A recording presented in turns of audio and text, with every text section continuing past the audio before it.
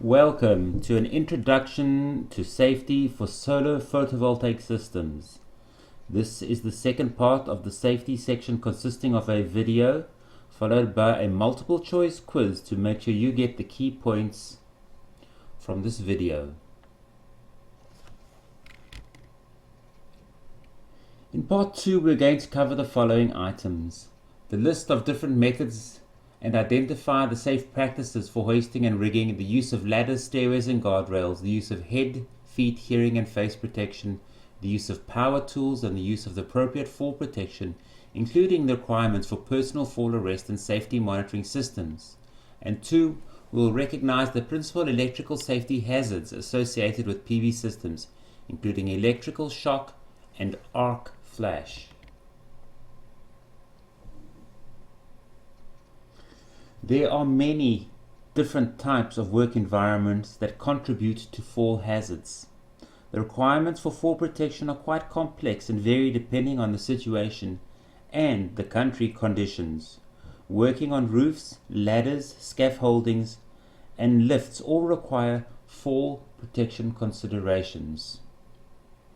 Falls are the leading cause of deaths in the construction industry. Most fatalities occur when employees fall from open-sided floors and through floor openings. Many PV arrays are installed on rooftops or elevated structures.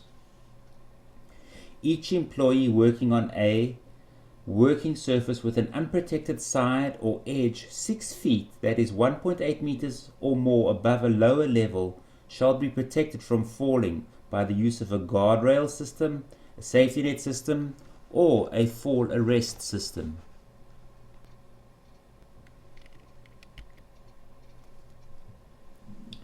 Each employee working on a working surface shall be protected from falling through holes, including skylights, more than 6 feet or 1.8 meters above lower levels, by personal fall arrest systems, covers or guardrail systems.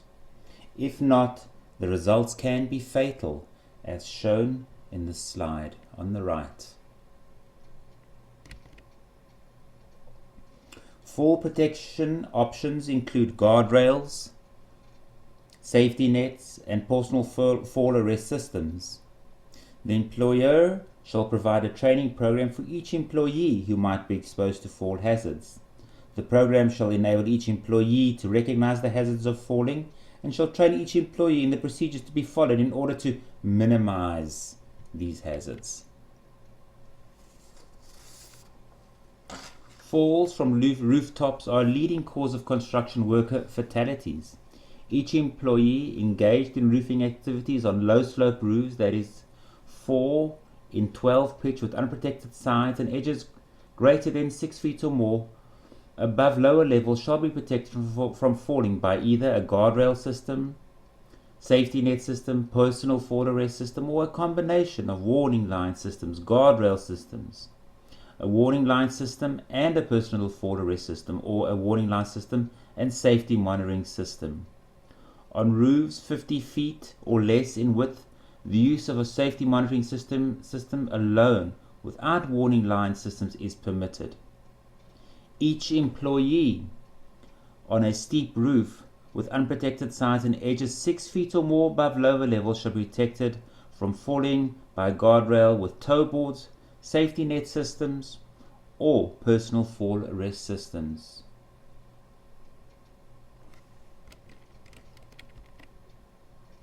A warning line system is a barrier erected on a roof to warn employees that they are approaching an unprotected roof side or edge.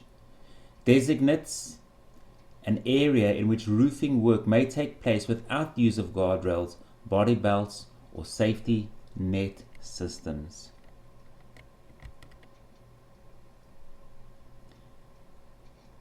A personal fall arrest system consists of an anchorage and connectors, a body harness, a lanyard or deceleration device.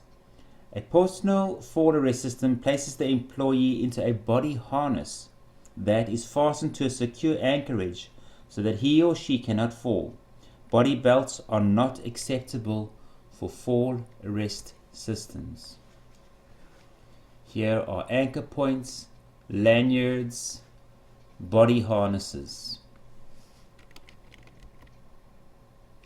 Here are two examples of workers with fall arrest systems. Here are examples of anchorage devices used to anchor lines to the roof. Protection from falling objects. When an employee is exposed to falling objects, the employee shall have each employer wear a hard hat and shall implement one of the following measures: erect tow boards, screens or guardrail system to prevent the objects from falling from higher levels, or erect a canopy structure, or barricade and protect employees from entering areas to which objects could fall. Stairways and ladders.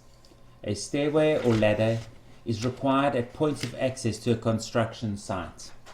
At least one point of access must always be kept clear. Stair rails and handrails must be able to withstand 200 pounds of force, and stairways with 4 or more rises or higher than 30 inches must be equipped with at least one handrail and a stair rail along each unprotected side or edge. Stairways. Permanent or temporary stairways used on construction sites must meet the following requirements. They must be installed between 30 and 50 degrees, must have uniform riser height and tread depth with less than 1/4 inch variation. Landings must be at least 30 inches deep and 22 inches wide, and at every 12 feet or less of vertical rise. Unprotected sides of landings must have standard 42-inch guardrail systems. Platforms must extend at least 20 inches beyond the outward swing of a door, and free of projections which may cause injuries or snag clothing. These requirements vary by jurisdiction and country. Ladders. Ladders must be kept in a safe condition and free from slipping hazards. Areas around the top and bottom of a ladder must be kept clear.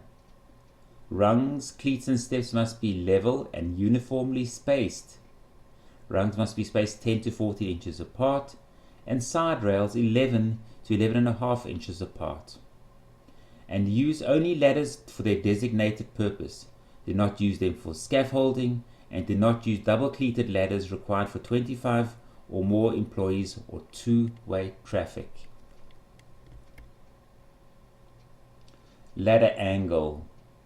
Non-self-supporting ladders that lean against a wall or other support must be positioned at an angle where the horizontal distance from the top support to the foot of the ladder is 1/4 the working length of the ladder. In this example, we have a working height of 16 feet. The distance from the wall to the base of the ladder is 4 feet. That is 1/4 the width of the working height. This ladder is approximately an angle of 75 degrees. When using a portable ladder for access to an upper landing surface, the side rail must extend at least 3 feet above the landing surface.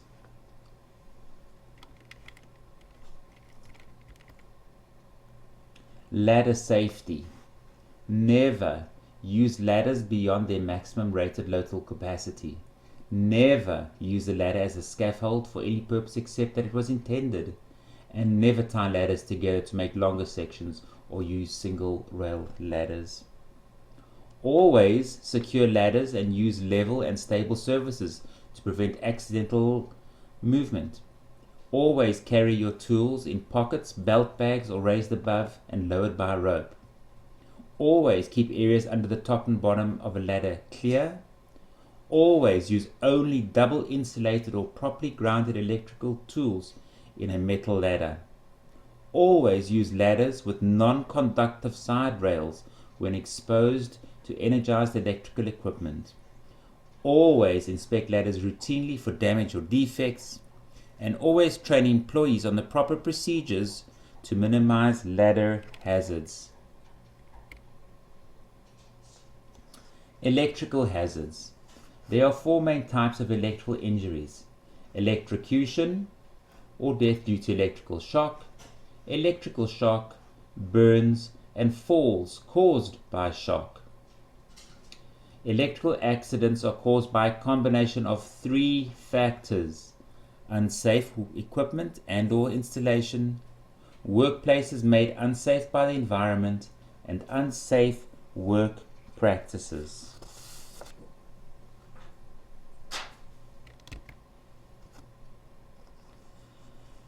Severity of electrical shock depends on many factors. The 3 main factors are the path of the current through the body, the amount of current flowing through the body in amps, the duration of the shocking current through the body. Low voltage does not mean low hazard. Other factors may also affect the severity of the shock: the voltage of the current and the presence of moisture, and the general health of the person prior to the shock.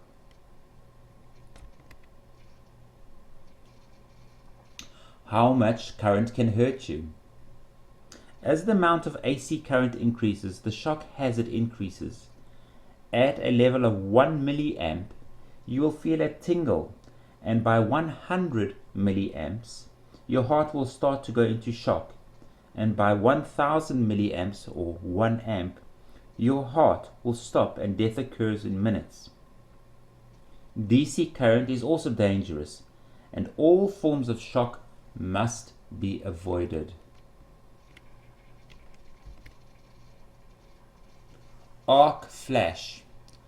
Arc flash is the result of a rapid release of energy due to an arc fault between a phase busbar and another phase busbar neutral or ground.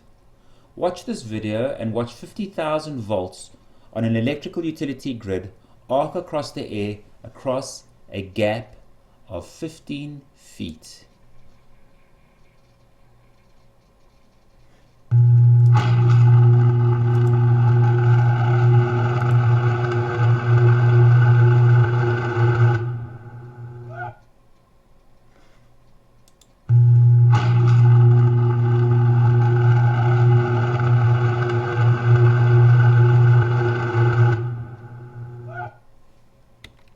This can occur in a PV system too.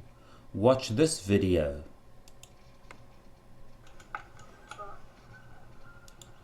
Oh, 8.6. It's going up. 8.6. Let's have a little spark. How you do this well? Get it? Like I thought. Hold it there. Yeah, I'm trying to get a nice spark. Hang on. Bring up that cable. It's a lovely shade Oh, that's green. good.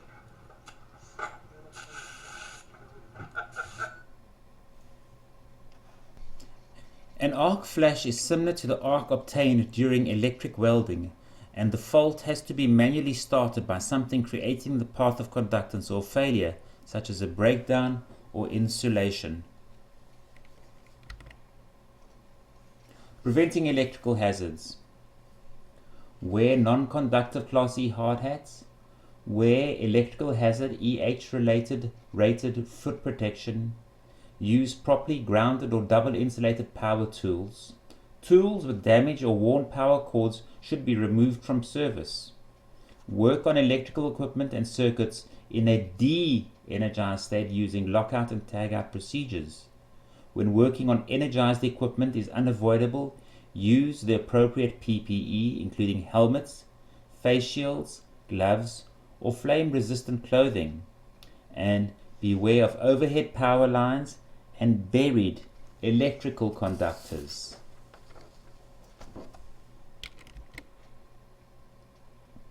Lockout and tagout.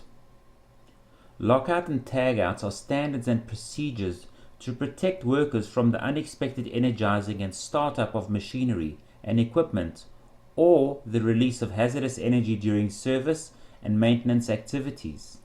Lockout is the placement of a lockout device on an energy isolating device in accordance with an established procedure, ensuring that the energy isolating device and the equipment being controlled cannot be operated until the lockout device is removed. Tag out is the placement of a tag out device on an energy isolating device in accordance with established procedures to indicate that the energy isolating device and the equipment being controlled may not be operated until the tag out device is removed. Employees must provide policies, procedures, documentation, equipment training, inspection and maintenance for LOTO or lockout and tagout programs and equipment to authorized employees. Here are examples of lockout and tagout devices. This is a tagout device showing that a life is on the line. In this example here, a lock is locking a disconnect switch in the off position.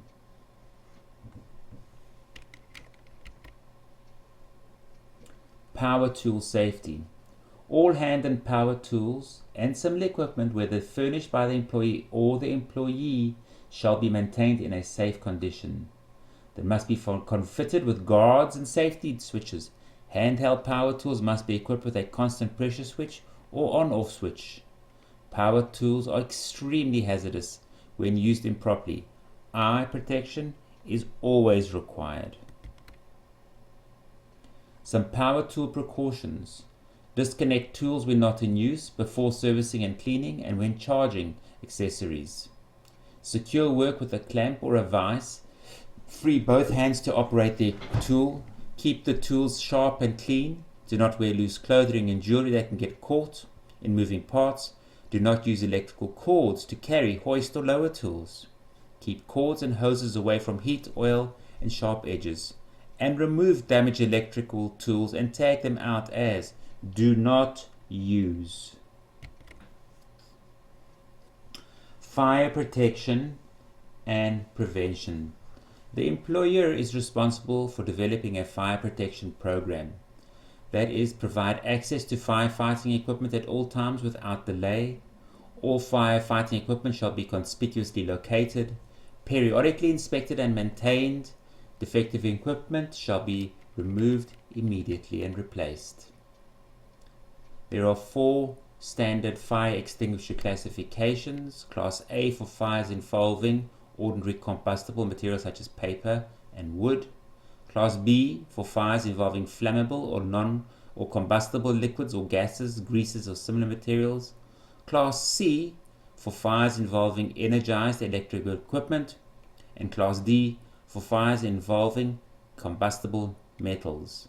Class C firefighting extinguishers are required around electrical equipment and PV installations. A first aid program is an emergency care provided for injury or sudden illness before emergency and medical treatment is available. A workplace first aid program includes management leadership and employee involvement, worksite analysis, hazard preventions and controls, and a safety and health training program. Be safe at work and go home every day to the ones who love you. Safety, safety, safety is the motto every day. That is the end of part 2. Take the quiz and when completed, continue with the next section. Thanks for watching.